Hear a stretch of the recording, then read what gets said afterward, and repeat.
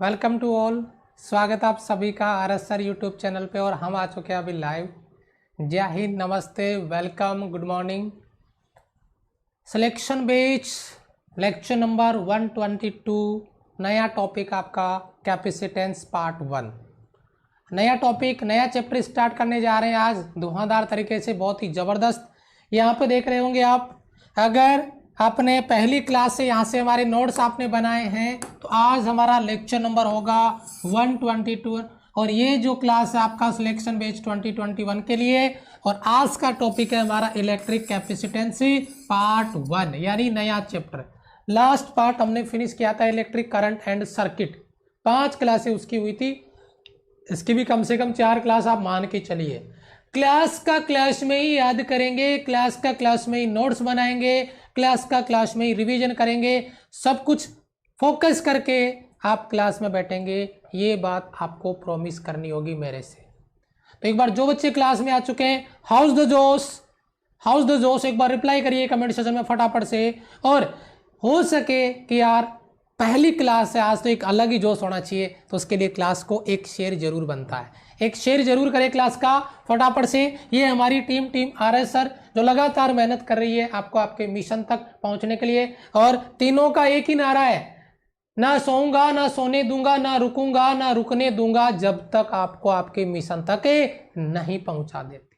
ठीक है, याद रखिएगा। अगर आप मुझे अनअकैडमी पे फॉलो करना चाहते हैं तो अनअकैडमी लर्निंग ऐप डाउनलोड करें, ये मेरा प्रोफाइल सर्च करें, ज्वाइन करें। वहां से अनअकैडमी पे हमारी स्पेशल क्लासेज होती है, टॉप 3000 की क्लास होती है ना।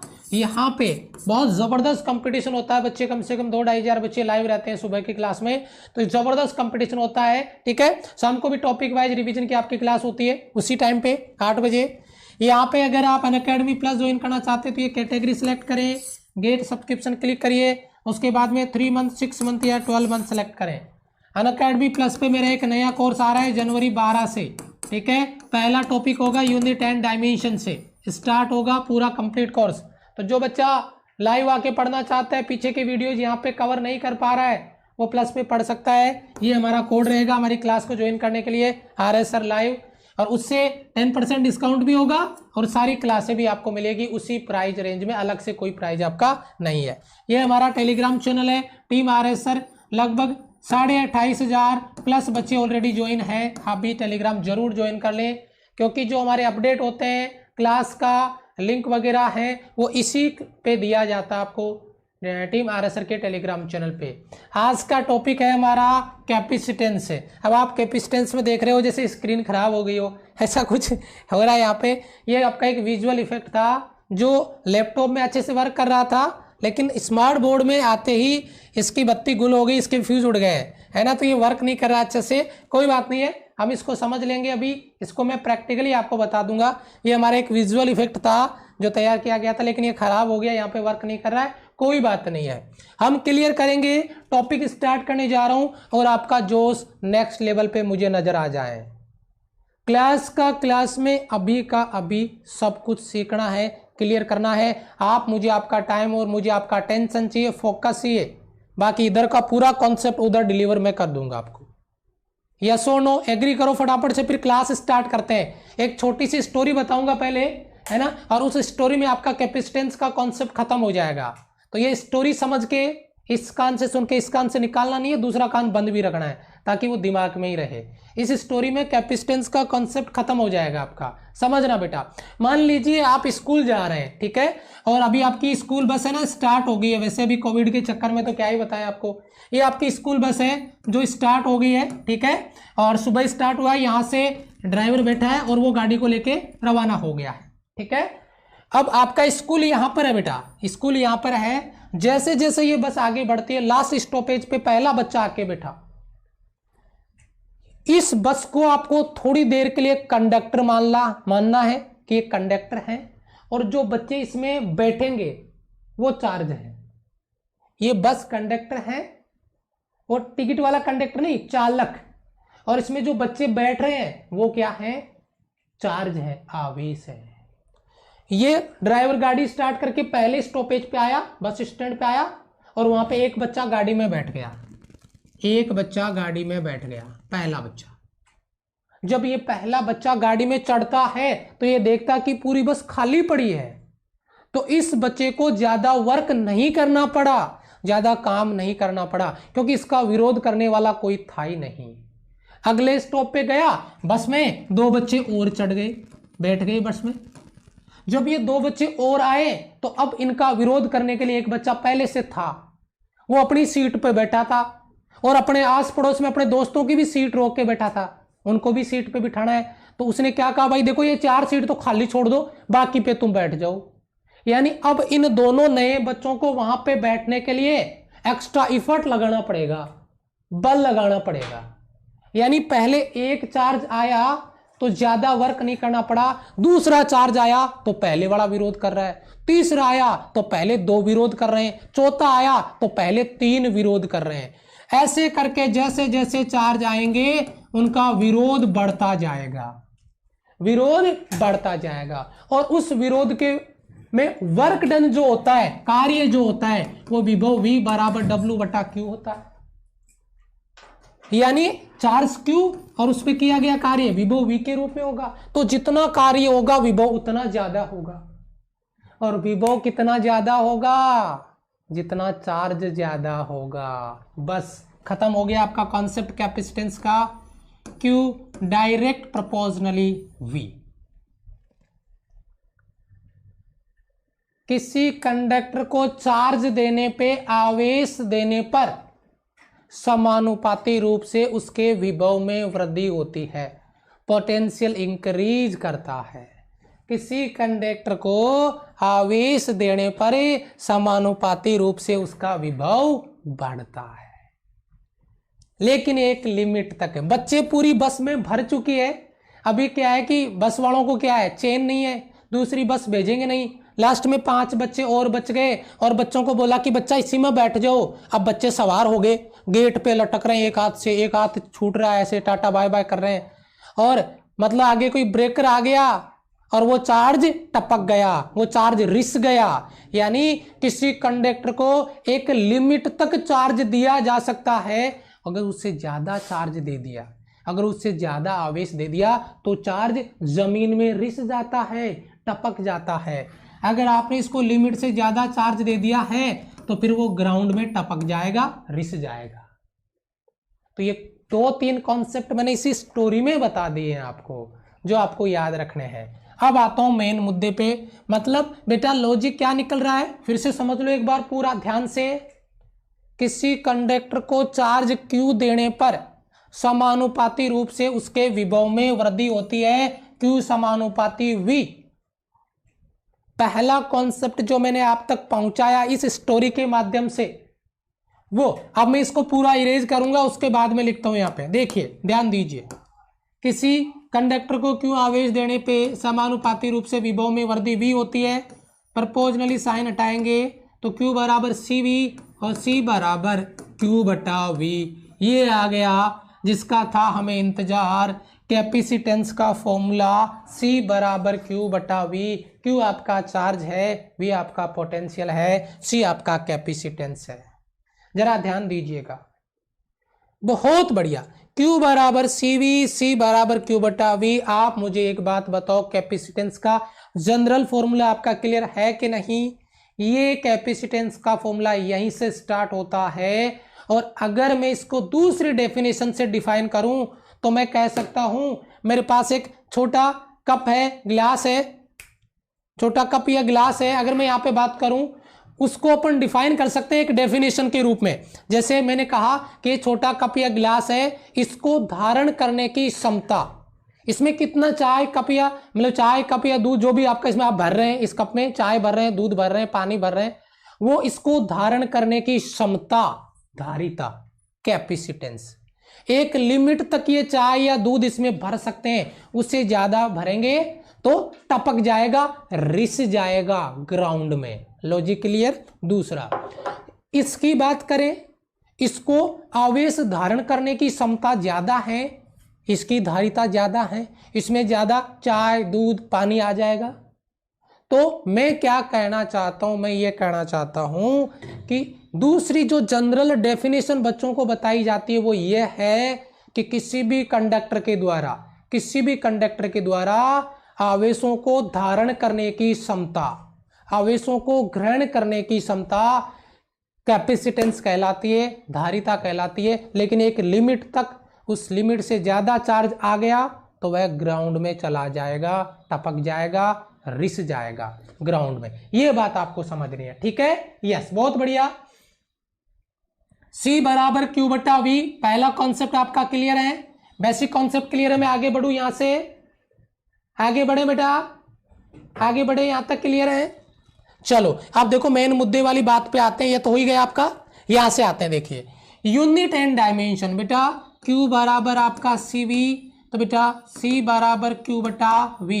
आप मुझे एक बात बताइए, C बराबर Q बटा V, C बराबर Q बटा V का क्या लॉजिक है, क्या कॉन्सेप्ट है? आप फटाफट एक बार मुझे इसका यूनिट बना के कमेंट करिए, फटाफट से, जल्दी से यूनिट बना के कमेंट करिए सारे बच्चे ईमानदारी के साथ में, जल्दी से यूनिट बना के कमेंट करिए बेटा, फटाफट। चाहूंगा मैं आप फॉर्मूला बना के दे मुझे, क्या बात है। यस, देखो बेटा यहां से तो साफ साफ आपको नजर आ रहा है बच्चा, कूलाम प्रति वोल्ट, ठीक है, कूलाम प्रति वोल्ट आ जाएगा एक यूनिट इसका, जो मैं यहां पे लिख सकता हूं, कूलाम प्रति वोल्ट, ठीक है। दूसरा यूनिट है बेटा इसका फेरेड, क्या बेटा, फेरेड, फेरेड। दूसरा यूनिट क्या है बेटा इसका, फेरेड। लेकिन फेरेड एक बहुत बड़ा मात्रक है कैपेसिटेंस का, इसके लिए इसके छोटे मात्रक भी लिखे जाते हैं, जैसे मैं कहूँ माइक्रोफेरेड, है ना, माइक्रोफेरेड। माइक्रोफेरेड में कितना होता है बेटा, 10⁻⁻⁶ फेरेड, ऐसे याद रखना, माइक्रोफेरेड, है ना। और अगर अपन यहाँ पे बात करें नैनोफेरेड, नैनोफेरेड में कितना होगा बेटा, 10⁻⁹ फेरेड। इस तरीके से ये छोटे यूनिट अक्सर आपको ये ज्यादा देखने को मिलेगा। तो सबसे पहले बेटा कूलाम प्रति वोल्ट फॉर्मूले से यूनिट बन जाएगा, प्रचलित मात्रक इसका फेरेड है, माइक्रोफेरेड भी लिखा हुआ मिलेगा न्यूमेरिकल में, नैनोफेरेड भी, फेरेड भी। पिको फेरेड अगर लिखना चाहो तो लिख लो बेटा, पिको फेरेड 10⁻⁻12 फेरेड, पिको फेरेड। देखिए बेटा क्लियर है बेटा, क्लियर है यहाँ तक, यहाँ तक क्लियर है, यूनिट क्लियर है सभी बच्चों का, कूलाम प्रति वोल्ट या फेरेड, यहाँ तक किसी बच्चे का कोई डाउट? डायमेंशन बढ़ाने की तैयारी करें बेटा, यस और नो, ठीक है। देखिए बेटा डायमेंशन की बात करें, वीमा जरा ईमानदारी से फुल जोश के साथ में एक बार डायमेंशन ठोक दो कमेंट में, जल्दी से सॉल्व करो। मेरे सॉल्व करने से पहले तुम सॉल्व कर लो, मेरे से फास्ट होनी चाहिए मेरे सोल्जर। मैं डायमेंशन इधर बनाता हूँ, उससे पहले आप बना लो फटाफट से, ठीक है। देखो बेटा डायमेंशन बनाएंगे अपन, C बराबर बेटा क्या है, कूलाम प्रति वोल्ट, Q बराबर क्या होता है बेटा, IT, और V बराबर क्या होता है बेटा, W बटा Q। तो Q का Q स्क्वायर हो जाएगा, तो यानी I स्क्वायर और T स्क्वायर हो जाएगा। क्या मैंने सही लिखा है, क्या कंफ्यूज है? मैं एक स्टेप एक्स्ट्रा लिखूं, चलो एक स्टेप एक्स्ट्रा लिख देता हूं, तुम्हारा डाउट है तो, क्योंकि एक स्टेप मैंने डायरेक्ट लिख दिया फिर तुम कंफ्यूज हो जाओगे। देखो बेटा, देखो C कूलाम आपका, V विभव, तो V बराबर W बटा Q, यानी कूलाम का ऊपर जाके स्क्वायर हो गया। अब तो ठीक है, Q बराबर क्या होता है बेटा, IT, तो I स्क्वायर और ये आपका T स्क्वायर बटा विभव, सॉरी वर्क W। चलो वीमा लिखो बेटा, एम्पियर की 2, टाइम की बेटा 2, अपॉन में कार्य की वीमा क्या होती है बेटा, M1 L2 T-2। चलो सॉल्व करो बेटा, M ऊपर आके -1, L ऊपर आके -2, T ऊपर आके -T की पावर 4, और ये आपका A की पावर +2। बताइए जरा, बताइए जरा बेटा, -12 + के 42, क्या मैंने सही सोल्व किया है? जरा ईमानदारी से बताना, क्या मैंने सही सोल्व किया है? -12 + के 42, यस और नो? क्लियर है बेटा, शाबाश, बहुत बढ़िया बहुत बढ़िया। चलो जी आगे बढ़ते हैं। यस देखो बेटा बेसिक फॉर्मूला बता दिया आपको, है ना, उसके बाद में अपन इसका यूनिट एंड डायमेंशन क्लियर कर लिया। अब एक छोटा सा एग्जांपल आपके लिए मैंने रखा है, उम्मीद करता हूं कि आप फटाफट इसको सॉल्व कर लेंगे। एक बार जल्दी से इसको सॉल्व कर ले बेटा, जल्दी से फटाफट, नैनो सेकंड में मुझे आंसर चाहिए इसका, अभी का अभी, जल्दी सॉल्व करो बेटा। कैपेसिटेंस फाइंड आउट करना है आपको, पेपर पेन का यूज करें, स्मार्ट वर्क करें। यस सर, शाबाश। ओके, जल्दी बेटा न्यूमेरिकल सॉल्व करो। वेरी गुड, बहुत अच्छे बच्चे, 1000 प्लस बच्चे, क्या बात है, क्या बात है, गजब का कॉन्फिडेंस।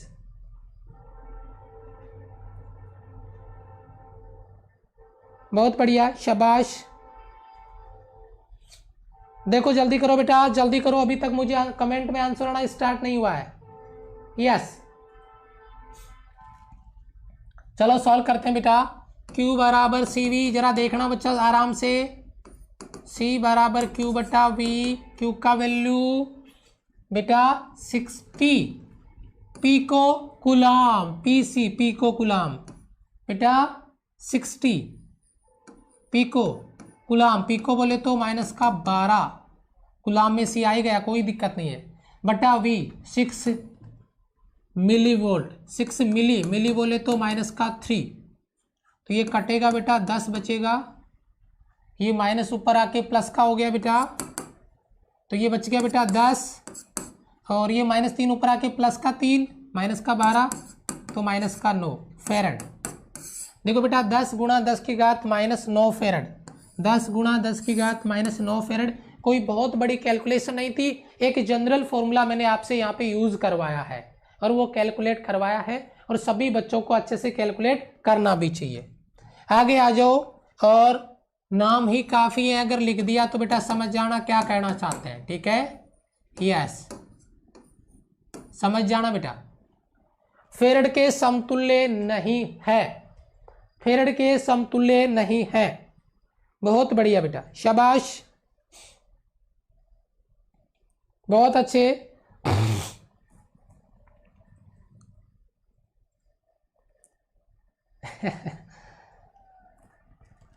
जल्दी देखिए बेटा, बहुत गजब का कॉन्सेप्ट है बेटा।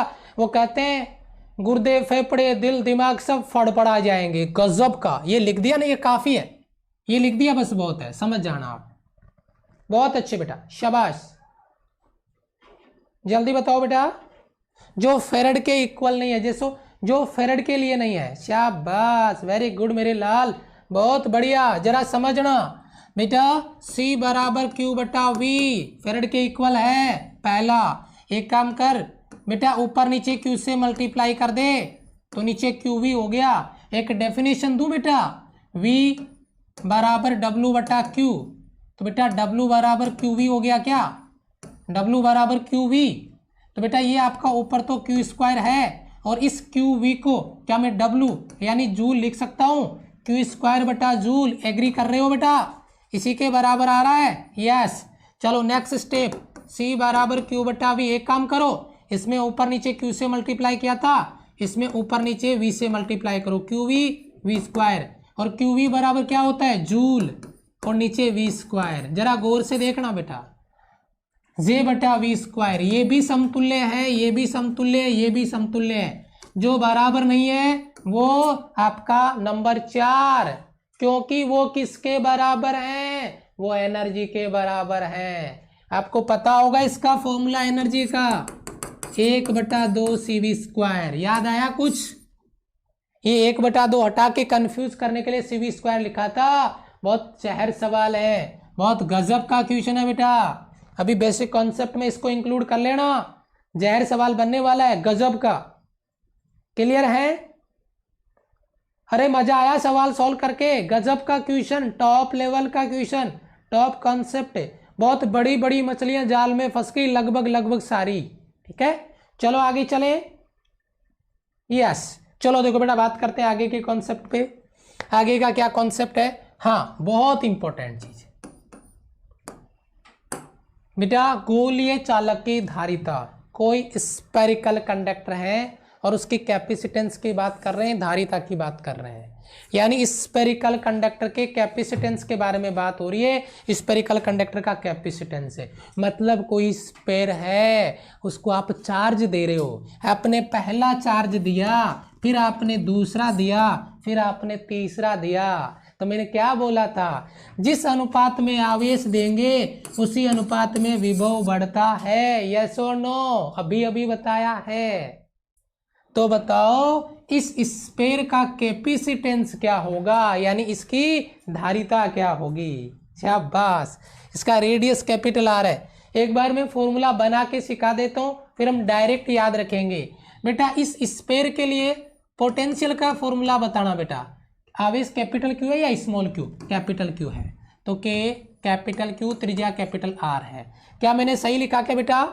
इस स्फीयर के लिए पोटेंशियल का फॉर्मूला सब बिल्कुल सही है। चलो बेटा धारिता का फॉर्मूला C बराबर Q बटा V। चलो जी Q बटा V का फॉर्मूला पुट करें जरा इधर से, K Q और अपॉन में R चला गया ऊपर, Q से Q कट गया, तो बेटा R बटा K। क्या बात कर रहे हो सर? देखो बेटा अगर अपन यहाँ पे बात करते हैं, K का वैल्यू याद है किसी बच्चे को? इधर साइड में लिखता हूँ, K का वैल्यू होता है बेटा 1/4 पाई एप्सिलॉन नॉट। अरे यार इलेक्ट्रोस्टैटिक्स पूरा पढ़ लिया है। 1/4 पाई एप्सिलॉन नॉट, ठीक है। चलो पुट करेंगे तो बेटा R 1/4 पाई एप्सिलॉन नॉट, ये ऊपर चला जाएगा तो 4 पाई एप्सिलॉन नॉट R आ जाएगा। मुझे मतलब केवल इस फॉर्मूले से था, है और रहेगा। Capacitance for a spherical conductor, capacitance for a spherical conductor, capacitance for a spherical conductor C बराबर 4 pi epsilon not R, C बराबर 4 पाई एप्सिलॉन नॉट R। याद आ रहा है बेटा? C बराबर 4 pi epsilon not R। Capacitance on A isolated spherical conductor, गोलीय चालक spherical conductor बोल रहा हूं, कैपेसिटर नहीं। कैपेसिटर आगे पढ़ेंगे, ये कंडक्टर है, गोला है, चालक है, संधारित्र नहीं है, वो तो आगे पढ़ेंगे। ये फॉर्मूला याद हुआ कि नहीं हुआ? अभी का भी जल्दी बताओ, अभी का भी याद हुआ कि नहीं हुआ? यस और नो? जल्दी बताओ, क्योंकि अभी इससे बढ़ने वाले जहर सवाल हम सॉल्व करने वाले हैं। इलेक्ट्रोस्टैटिक्स में बताया था, बहुत बढ़िया, शाबाश। चलो अब जनरल फॉर्मूला C बराबर 4 पाई एप्सिलॉन नॉट R सभी बच्चों को याद हो गया। तो अब इससे बनने वाला कुछ जहर घोल लेते हैं। क्या? जरा आ जाओ नोट पॉइंट पे। यदि माध्यम का पराविद्युतांक K दिया हो, एक परिवार के 3 मेंबर, 3 सदस्य, उनका रिलेशन पता है आपको? बोल रहे हो बच्चा? एप्सिलॉन R या उसको K भी लिखते हैं, बराबर एप्सिलॉन बटा एप्सिलॉन नॉट। क्या ये रिलेशन याद है? चलो मैं इसको ऐसे लिख देता हूँ, एप्सिलॉन बराबर एप्सिलॉन नॉट, एप्सिलॉन R लिख दो या R की जगह K लिख दो, एक ही बात है। अगर उस माध्यम के लिए डाइलेक्ट्रिक कांस्टेंट K रख दिया जाए तो धारिता C बराबर 4 पाई एप्सिलॉन नॉट R होती है। ये वैक्यूम के लिए है, मैं मीडियम की बात करूंगा। 4 pi epsilon not epsilon R capital R। अगर मैं इसको ऐसे लिखूं तो कंफ्यूज मत होना। CM बराबर बेटा 4 pi epsilon not R, 4 pi epsilon not R C, 4 pi epsilon not R C, यानी एप्सिलॉन R C। अगर इससे कंफ्यूजन हो रहा है तो CM बराबर KC। न्यूमेरिकल आए तो डायरेक्ट फोड़ देना, K लिखा हुआ है तो K। अगर कई बार आपको एप्सिलॉन R आ जाए तो भी कंफ्यूज मत होना, बात एक ही है। माध्यम से धारिता बढ़ती है, मीडियम अप्लाई करने पे कैपेसिटेंस इंक्रीज होता है, धारिता बढ़ती है। बहुत गजब का जहरीला सवाल आपका बनता है। एक बार बताइए, यहां से न्यूमेरिकल बनेंगे डायरेक्ट, यहां से न्यूमेरिकल बनेंगे बेटा डायरेक्ट। बहुत बढ़िया सवाल है आपका, बहुत बढ़िया सवाल है। यहां से डायरेक्ट न्यूमेरिकल बनेगा, CM बराबर KC। बताओ क्लियर है बेटा? बहुत बढ़िया सवाल है। आगे चले, देखो बेटा ये हो गया आपका। अब यहां से एक नोट पॉइंट मैंने लिखा है और उस नोट पॉइंट से बनने वाले कुछ जहर क्वेश्चन की बात अपन कर लेते हैं। क्या? Dependency of capacitance. कैपेसिटेंस किस किस पे डिपेंड करता है? सबसे पहले फॉर्मूला लिखो बेटा, C बराबर 4 पाई एप्सिलॉन नॉट R। चलो जी पहला point, C direct proportionally R. Sphere जितना बड़ा होगा, जितना छोटा होगा उसकी कैपेसिटेंस उतनी कम होगी, जितना बड़ा होगा उसका कैपेसिटेंस उतना ही ज्यादा होगा। रेडियस पे डिपेंड कर रहा है। मतलब लॉजिक समझ रहे हो? अगर आकार बड़ा है तो चार्ज को धारण करने की क्षमता, धारिता ज्यादा होगी, क्योंकि साफ साफ लिख रहा है स्क्रीन पे क्या, C direct proportionally R. C depends on medium, ये वैक्यूम के लिए है, मीडियम के लिए एप्सिलॉन, परमिटिविटी के लिए एप्सिलॉन आर, जिसका रिलेशन मैं आपको अभी अभी बता के आ रहा हूं, सी एम बराबर सी एप्सिलॉन आर। यस और नो? ये दोनों चीज क्लियर है क्या? ये दो चीजों पे डिपेंड कर रही है, एक आपका मीडियम और एक आपका रेडियस, पहला दूसरा। और ये सवाल बहुत इंटरेस्टिंग बनने वाला है, यहाँ से कोई भी न्यूमेरिकल बनाया जा सकता है। आप अपने नोट्स में इसको लिख सकते हैं एज इट इज, आप अपने नोट्स में इसको एज इट इज लिख सकते हैं, सी एम बराबर C epsilon R, as it is लिख सकते हैं। ये डिपेंडेंसी है बेटा कैपेसिटेंस की, धारिता की। बहुत बढ़िया सवाल है। अब कोई बच्चा पूछ ले, बोला सर किसी चालक को, गोलीय चालक को कितना आवेश दे रहे हैं, इस पे धारिता डिपेंड नहीं करेगी? सर जी सोचा ही नहीं था। किसी कंडक्टर को जो चार्ज दिया जा रहा है क्यू, क्या उस पे ये कैपेसिटेंस डिपेंड नहीं करता है? क्या सी चार्ज क्यू पे डिपेंड करता है? कतई नहीं। बहुत तगड़ा सवाल है। किसी स्फेरिकल कंडक्टर को पहले दिया गया आवेश 2 कूलम था, अब यदि बढ़ा के उसका आवेश 4 कूलम कर दें तो धारिता क्या होगी? No change. ऐसा सवाल बना के दिया जा सकता है। Capacitance of spherical conductor does not depends on charge, आवेश पे डिपेंड नहीं करता है, आवेश पे डिपेंड नहीं करता है। गोलीय चालक की धारिता का मान, capacitance of spherical conductor does not depends on charge, आवेश पर निर्भर नहीं करता है। बेटा नोट कर लेना, बहुत इंपॉर्टेंट कॉन्सेप्ट है, बहुत इंपॉर्टेंट कॉन्सेप्ट है। अपने दिल में स्कैन कर लो, दिमाग में स्कैन कर लो, और फिर भी नहीं हो रहा तो गुर्दे फेफड़े साथ में लगा लो। लेकिन ये डाउट आपका, कॉन्सेप्ट आपका क्लियर होना चाहिए, जिसके बारे में अपने यहाँ पे बात कर रहे हैं। कॉन्सेप्ट पे फोकस करना।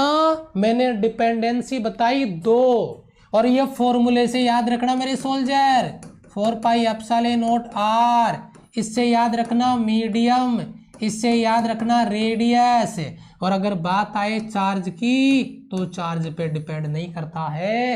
भाई 3 सवालों पे इतनी मेहनत कर रहा हूं, दिख जाए तो देखते ही फोड़ देना, देखते ही फोड़ देना। क्लास का क्लास में याद करने के लिए एफर्ट हम कर रहे हैं, और उम्मीद करता हूं कि शायद आप इस क्लास को एंजॉय कर रहे होंगे। एक बार कमेंट सेशन में बताना फटाफट से, फटाफट से एक बार कमेंट सेशन में बताना बेटा, जल्दी से जल्दी बताओ बेटा। क्लियर है? एंजॉय कर रहे हैं क्लास को, फुल ऑन फायर। चलो जी आगे बात करते हैं। एक सवाल आपकी स्क्रीन पर है, एक सवाल आपकी स्क्रीन पर है, और टूट पड़ो फटाफट से इस पे, टूट पड़ो फटाफट से इस पे जल्दी से। लाइक बटन में कंजूसी बहुत जबरदस्त है। 1,500 बच्चे है ना, 1,500 बच्चे लाइव हैं, और लाइक क्या है 873। अरे यार 1,500 बच्चे लाइव है, फिर भी देखो तो। चलो अगला सवाल देखो, स्क्रीन पे क्वेश्चन आ गया बेटा, ध्यान से देखना, बेहतरीन सवाल है, शाबाश। देखो, किसी कॉपर पर समान त्रिज्या के गोले, 2 कॉपर के समान त्रिज्या के गोले, रेडियस सेम है, दोनों कॉपर के हैं, जिनमें से एक खोखला है, अरे वाह, दूसरा सॉलिड, एक होलो दूसरा सॉलिड, सेम पोटेंशियल, विभव समान है, तो आवेशित किया जाता है तो किस पर आवेश अधिक होगा? क्या बात है, आओ गुरुजी मैदान में, हो जाए 2-2 हाथ, कर लो मुकल्लात, इस सवाल के साथ में पता चल जाएगा क्या सीख के आए अभी, बताओ जल्दी से, क्या बात कर रहे हो? सेम, अरे भैया बोलना ही पड़ेगा, अपनी आर्मी बहुत बदमाश है। क्या बात है, क्या बात है बेटा। आपको जो यहाँ पे चार्ज पूछा गया है विभव समान है भैया, Q बराबर CV में अगर विभव समान है तो Q समानुपाती मान लो क्या हो रहा है आपका C, यानी Q का जो अनुपात आएगा वो धारिता के अनुपात में आएगा। और आपको बता दें धारिता इक्वल है, क्यों? कैपेसिटेंस किस पे डिपेंड करता है? C बराबर क्या हो गया, C बराबर 4 पाई एप्सिलॉन नॉट R, और R दोनों की सेम है, यानी C1 C2 सेम है तो Q1 Q2 भी सेम होगा। क्या गजब का क्वेश्चन बनाया है सर, सेम होगा, समान होगा, बहुत बढ़िया, समान, गजब यार, मजा आ गया सच्ची में सवाल देख के, बहुत बढ़िया, बहुत बढ़िया सवाल है, बहुत गजब का क्वेश्चन है, बहुत बढ़िया। इस सवाल का भैया इसके लिखना ही पड़ेगा, बोला ये गजब का क्वेश्चन, बहुत बेहतरीन सवाल आपका। चलो आगे बढ़ते हैं, थोड़ा सा आगे देखिए क्या कॉन्सेप्ट है आपका, अगले वाले कॉन्सेप्ट पे आओ फटाफट से। वो है बेटा आवेशित चालक की स्थितिज ऊर्जा या संग्रहित ऊर्जा, किसी भी कंडक्टर में स्टोर एनर्जी, किसी भी आपके चालक में संचित ऊर्जा। जरा देखिए जल्दी बताइए, सबसे पहले तो मुझे एक बात बताइए, नोट फर्स्ट अगर मैं डालता हूं तो ये जो एनर्जी स्टोर होती है वो किस फॉर्म में होती है, इतना मुझे बता दो। ये जो एनर्जी होगी, पहला सवाल मेरा, फॉर्मूला बाद में पूछूंगा मैं, फॉर्मूला बाद में डिस्कस करेंगे। सबसे पहले मुझे ना इतना बता दो कि ये जो एनर्जी स्टोर होगी उस कंडक्टर में वो किस फॉर्म में होगी, इलेक्ट्रिक फॉर्म में होगी, मैग्नेटिक फॉर्म में होगी, दोनों में होगी, या नो आइडिया? जल्दी बताओ किस फॉर्म में होगी, जल्दी बताओ बेटा, क्या बात है। वो जो एनर्जी स्टोर होगी, कुछ बच्चे कमेंट कर रहे हैं, बहुत बढ़िया बेटा, इलेक्ट्रिक फॉर्म में, इलेक्ट्रिक फील्ड यानी विद्युत क्षेत्र फॉर्म में, विद्युत क्षेत्र, पहली बात। अब आता है बेटा इसका नोट 2, और वो नोट 2 आपका क्या, ये नोट फर्स्ट है आपका, नोट 2 क्या है, वो है बेटा अपना फॉर्मूला। बेटा डेरिवेशन वगैरह के लफड़े में अपन बिल्कुल ना पढ़ेंगे, और ना अपने को पढ़ना, ना कोई मतलब है, अपने को फॉर्मूले से मतलब है बेटा। तो सिंपल लॉजिक है, जिसको समझना, आपको जो समझना है ध्यान देना है। और क्या कॉन्सेप्ट है वो देखिए बेटा, स्टोर एनर्जी का फॉर्मूला Q²/2C, बेटा कमेंट में छाप दो, मेरे से पहले कमेंट में छाप दो, Q²/2C 1/2 CV² या 1/2 QV, तीनों के तीनों फॉर्मूले मेरे से पहले कमेंट भर दो एक बार। मजा तभी आएगा जब आप क्लास में याद करोगे, तो आपका पेपर पेन काम में आ रहा होगा, आप पेपर पे लिख रहे होंगे जो बातें मैं आपसे बोल रहा हूँ लिखने के लिए। जो बच्चे रिवीजन कर रहे हैं उनको बोल रहा हूँ, जो बच्चे साथ साथ नोट्स बना रहे हैं ना, फटाफट लिखते चलो, इनको साथ साथ में याद भी होगा, नोट्स भी बन जाएगा। बहुत बढ़िया, शाबाश।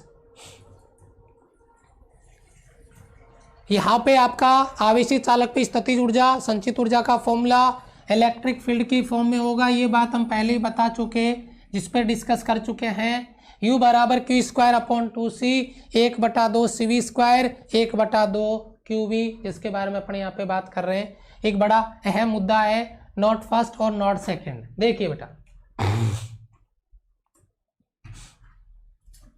क्लियर है बेटा, बहुत अच्छे, शाबाश,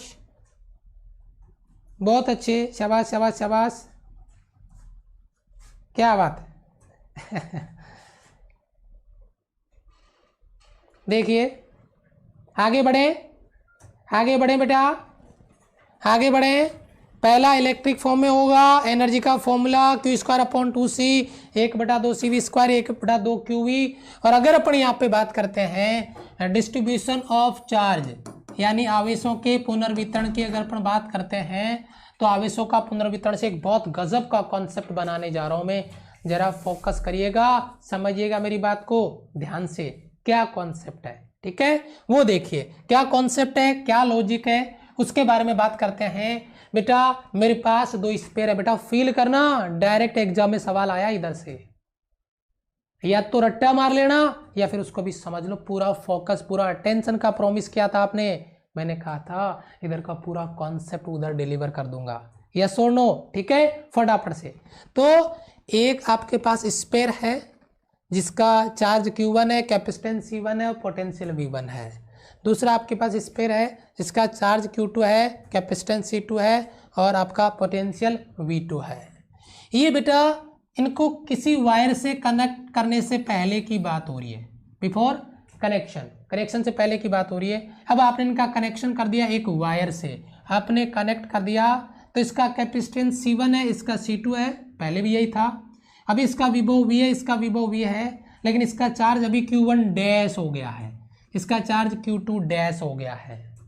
बड़ा गजब का सवाल बन गया है। आपको पता है कि अगर दो कंडक्टर को किसी एक वायर से कनेक्ट करते हैं तो चार्ज का फ्लो होता है, आवेश का प्रवाह होता है, और चार्ज का फ्लो हाई पोटेंशियल से लो पोटेंशियल की ओर होता है।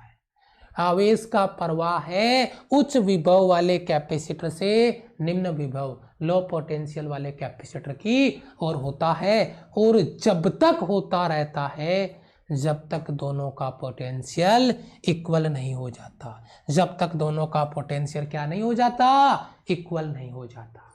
बहुत ही बढ़िया सवाल है।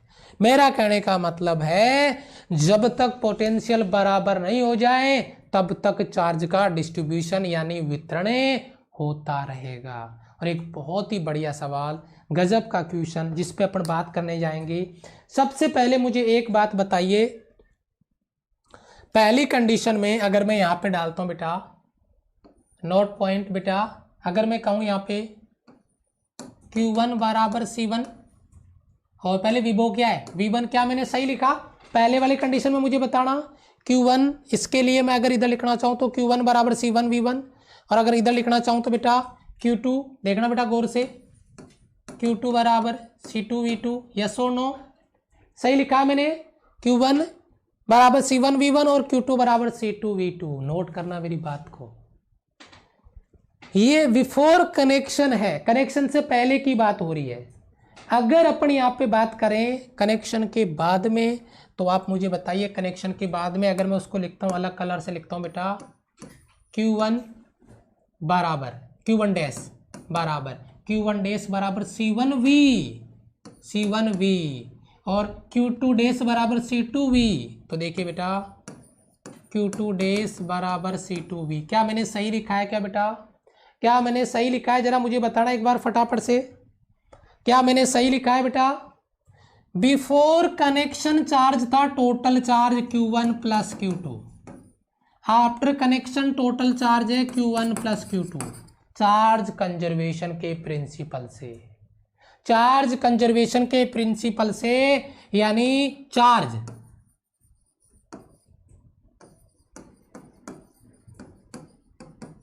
कंजर्वेशन से देखिए, चार्ज कंजर्वेशन के प्रिंसिपल से देखिए बेटा, before connection Q1 plus Q2, after connection Q1 dash plus Q2 dash. ये यहाँ पे Q1 डैश करना चाहिए मुझे और यहाँ पे Q2 डैश करना चाहिए।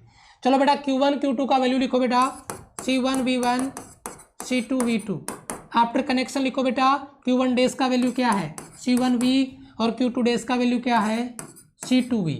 चलो बेटा एक काम करो, C1 V1 plus C2 V2 बराबर V कॉमन ले लो, C1 प्लस C2 और कोष्ठक के बाहर V दिया गया है, तो V का वैल्यू क्या होगा बेटा? V का वैल्यू होगा C1 V1 plus C2 V2 बटा C1 प्लस C2। क्या हम सही कर रहे हैं बेटा? क्या हम सही डायरेक्शन में जा रहे हैं बेटा? ये है वो फॉर्मूला, जो है फॉर्मूला बेटा V बराबर C1 V1 plus C2 V2 बटा C1 प्लस C2। यहाँ से एग्जाम में डायरेक्ट क्वेश्चन आपका पूछा गया है, मोस्ट इंपोर्टेंट फॉर्मूला बेटा। मैं चाहूँगा प्रत्येक बच्चा इस फॉर्मूले में अपना डेडिकेशन शो करें, अपना डेडिकेशन इस फॉर्मूले पे नजर आना चाहिए, अभी का अभी याद होना चाहिए। फिर से बोल देता हूँ मैं, V बराबर C1 C2 plus C1 V1 plus C2 V2 बटा C1 प्लस C2। V बराबर C1 V1 plus C2 V2 बटा C1 प्लस C2। जरा फॉर्मूला देखिए, अभी का अभी याद होना चाहिए, अभी का अभी याद होना चाहिए। क्लियर है कि नहीं? जल्दी बताओ बेटा। अभी का अभी अगर प्रॉमिस हो जाता है, याद हो जाता है, तो मैं आगे बढ़ जाता हूं। बहुत बढ़िया, शाबाश। क्लियर है बेटा? अभी का अभी फॉर्मूला इसका यही है आपका चार्ज डिस्ट्रीब्यूशन पे कॉमन पोटेंशियल। फिर से लिख देता हूं, C1V1 प्लस C2V2 बटा C1 plus C2 common potential हो जाएगा उन स्पेयर का, उन गोलों का। ये कॉमन पोटेंशियल का फॉर्मूला न्यूमेरिकल बनता है डायरेक्ट। और ये यहाँ पे आपका एक नोट पॉइंट दिया गया है। अभी मैंने बताया था Q बराबर CV होता है, और अगर V कांस्टेंट हो गया, V कांस्टेंट हो गया, V नियत हो गया, तो बेटा Q समानुपाती क्या हो गया बेटा? C। तो बेटा मैं क्या बात बोलना चाहता हूं, डायरेक्ट न्यूमेरिकल पूछूंगा।